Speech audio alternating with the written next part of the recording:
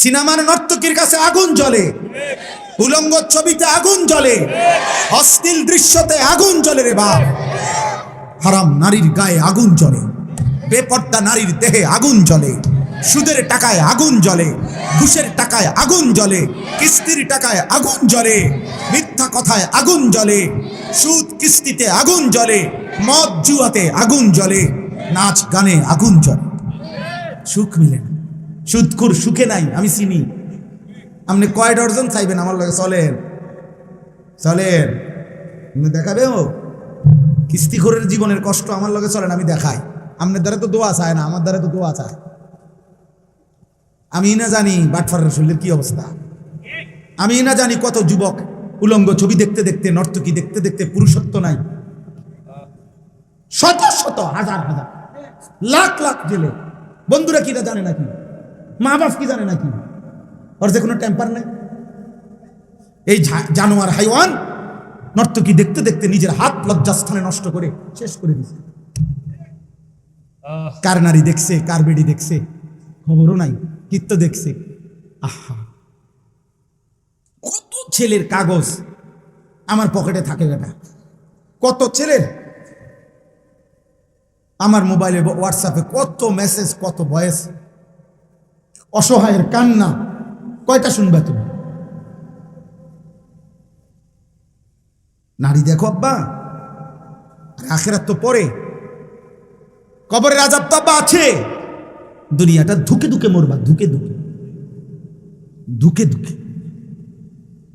ছেড়ে দাও, আমি সব ছেলেকে বলি ছেড়ে দাও আব্বা। একজন নারী তোমার জন্য যথেষ্ট, আর সে তোমার জন্য আল্লাহ সৃষ্টি করে রেখেছে। তোমার যৌবনের চাহিদা, যৌন চাহিদা পূরণের জন্য একজন মহিলাই যথেষ্ট, সেটা তোমার জন্য ইন্তজাম আছে।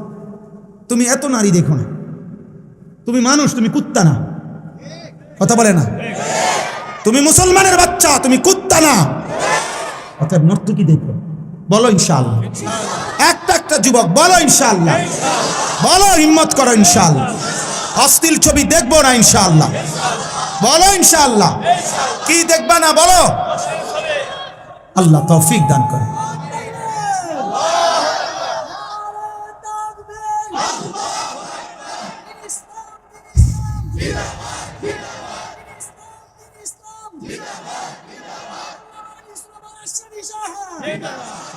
দয়া করো ভাই, আমি বড় বেশি অস্থিরতার কারণে বলি আর কি। কয়দিন বলতে পারুম তাও জানি না,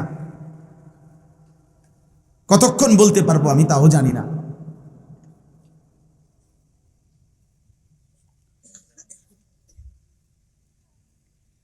এবার আমার ছুটি দিতে হবে এবছর।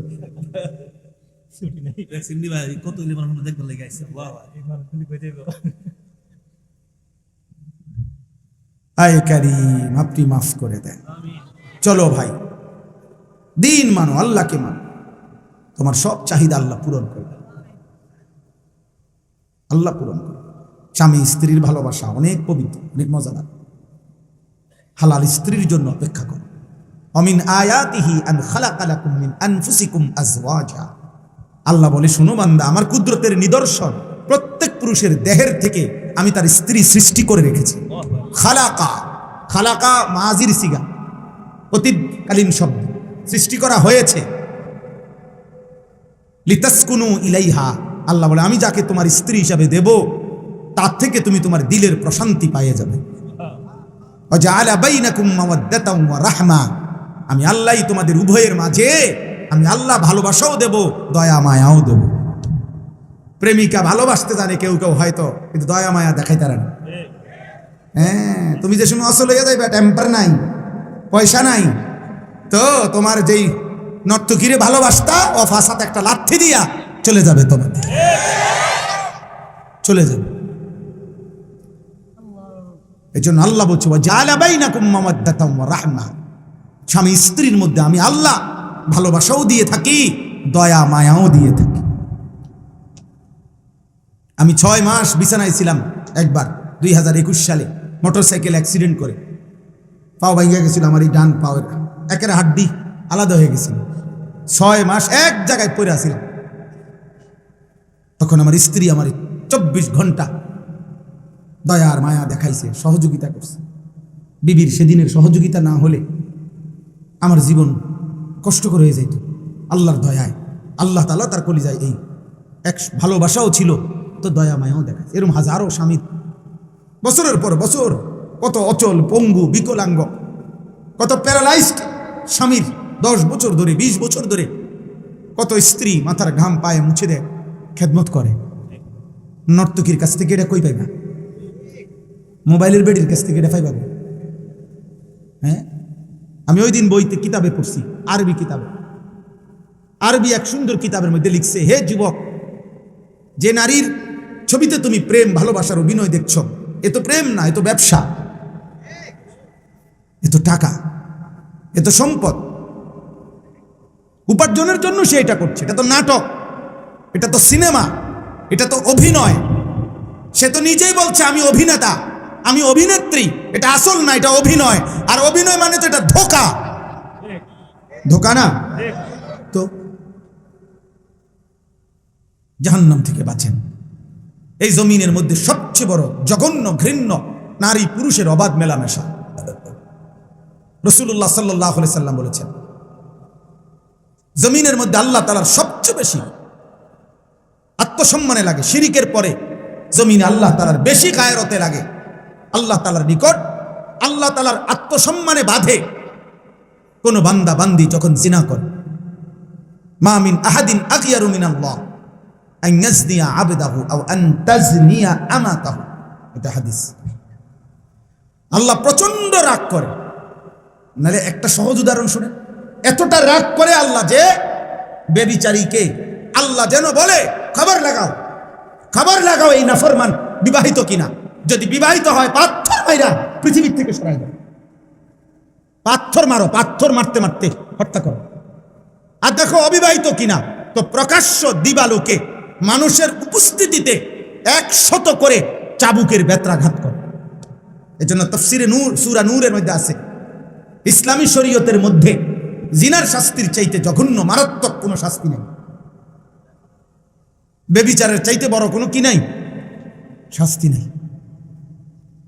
হ্যাঁ, নবী সাল্লাল্লাহু আলাইহি সাল্লামের জামানা একজন ইমানদার আয়েশা নবীজির কাছে বলছে, ইয়া রাসূলুল্লাহ, আমি জিনা করেছি, আমাকে শরীয়তের বিধান আমার উপরে জারি করেন। ইন্নী কাদ জানাইতু আকিম আলাইয়াল হাদ্দা। স্পষ্ট হাদিসের মধ্যে আছে। আব্বা শুনেন, ছেলেরা বাবা তোমরাও শোনো, নবীজি 3 বার ওই লোকটার দিকে তাকাইয়া বলছে, আবিকা জুনুন, আরে তোমার কি মাথার সমস্যা আছে নাকি? তুমি কি পাগল নাকি? পাগল তুমি? 3 বার বলছে। অর্থাৎ কোন মুসলমান ইমানদার জিনা করতে পারে, ব্যভিচার করতে পারে, বিবাহ বহির্ভূত নারীর সাথে হারাম কোনো সম্পর্ক করতে পারে, এটা কি মুসলমানের জন্য সম্ভব? 3 বার নবী জিজ্ঞেস করছে, আবিকা জুনুন, আরে কি তোমার কি মাথায় সমস্যা আছে নাকি? কি বলতেছো এটা তুমি? আল্লাহ আমাদেরকে হেফাজত করেন। তোমরা দোস্ত, তোমাদের চুল চেহারা দেখলে বোঝা যায় আব্বা সারাদিন মোবাইলে কি করো, আমরা বুঝি তো আব্বা, আমরা তো চিরা খাই না। কি করবা? এই চুল চেহারা বানাইছো কারে দেখাইতা? আল্লাহরে দেখাইতা? রাসূল সাল্লাল্লাহু আলাইহি সাল্লামকে দেখাইতা? কোন ইমানদারদেরকে দেখাইতা? বলো, একটা ছেলে বলো ভাই। কাফের মুশরিকদের মতো যে চুল রাখছো কারে দেখাইতা? আল্লাহকে, নবীকে, আউলিয়াদেরকে, ইমাম সাহেবকে, মা বাপকে? বলো না তো, কারে দেখাইতে এই চুল রাখছো? কোন নর্তকীকে দেখাইতে, কোন বেহায়া মেয়েকে দেখাইতে, অথবা তোমার বন্ধু নামের কিছু দুষ্ট শয়তান যে তোমার সমবয়সী গুনাহ আর পাপের মধ্যে মজা পায়, অথবা তোমাকে উৎসাহ দেয়, হ্যাঁ চাল দোস্ত উড়াদুরা। এই জন্য আর নয়তো কোনো ভদ্র সভ্য বিবেকবান কোনো মানুষ কি এটা পছন্দ করবে? বলেন ভাই, বলেন ছেলেরা, বলো ভাই। 365 দিনে খোদার 1 বছরে নামাজ একদিনও পড়লা না, ফজরের নামাজ। হায় হায়, কবরে তুমি কেমনে যাইবা? গত 1 বছরে কোনোদিন 5 ওয়াক্ত নামাজ পড়লা না, তুমি জাহান্নামের আযাব কেমনে সইবা? মা সালাকাকুম ফি সাকার, ক্বালু লাম নাকু মিনাল মুসাল্লিন। কোরআন শরীফের স্পষ্ট আয়াত। ফেরেশতারা জাহান্নামীকে জিজ্ঞেস করবে, হে জাহান্নামী, কেন জাহান্নামে আসলা? খোদার কসম, কোরআন শরীফের আয়াত, ক্বালু লাম নাকু মিনাল মুসাল্লিন। ওই জাহান্নামী বলবে, লাম নাকু মিনাল মুসাল্লিন, আমি নামাজি ছিলাম না, আমি নামাজি ছিলাম না, এজন্য জাহান্নামে। কোরআন শরীফে আছে, আল্লাহ বলছে, কাল্লা ইযা বালাগাতিত তারাকি ওয়া কিলা মান রাক ওয়া যান্না আন্নাহুল ফিরাক ওয়ালতাফাতিস সাকু বিস-সাক ইলা রাব্বিকা ইয়াওমা ইদিনিল মাসাক। নাফরমানের রূহ আজরাইল যখন টান দিবে তখন কণ্ঠনালীর মধ্যে আইসা আটকাইয়া যাবে। আল্লাহ বলে, কণ্ঠনালীর থেকে রূহটা টাইনা ছিঁড়া এরপরে আজরাইল বের করে আনবে। আল্লাহ বলেন, এরকম ভয়ানক কষ্টের নিকৃষ্ট মৃত্যু হলো কেন এই বেঈমানের? আল্লাহ নিজে বলছে, কারণ দুইটা, ফালা সাদ্দাকা ওয়ালা সাল্লা। এই বেঈমান আমি আল্লাহকেও স্বীকার করে নাই, ওয়ালা সাল্লা, নামাজও পড়ে নাই, নামাজও পড়ে নাই। না আমি আল্লাহর কথা সত্য মনে করেছে, না নামাজ আদায় করছে।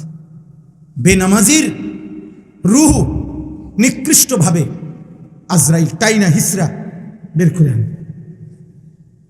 হাদিসে নবীজি উদাহরণ দিছে, কোন লোহার শিক যেটার মধ্যে আগুনের মধ্যে কাবাব অথবা কাবাব বানাইছে, এই আগুনের শিকের কাবাব উপরের অংশ খোলার পরে মনে করেন এই গোশতের কিছু টুকরা শিকের মধ্যে লাগিয়া থাকে, এগুলো যেমন টাইনা টাইনা ছিঁড়া ছিঁড়া বাইর করে, খোদার কসম নবী বলছে, নাফরমানের রূহ তার কণ্ঠনালী থেকে এরকম টাইনা টাইনা ছিঁড়া ছিঁড়া বাইর করে। আল্লাহ আমাকে মাফ করে দেন, আল্লাহ আমাদেরকে মাফ করে দেন। চলেন ইনশাআল্লাহ নামাজ পড়বো ইনশাআল্লাহ। বলো ভাই ইনশাআল্লাহ।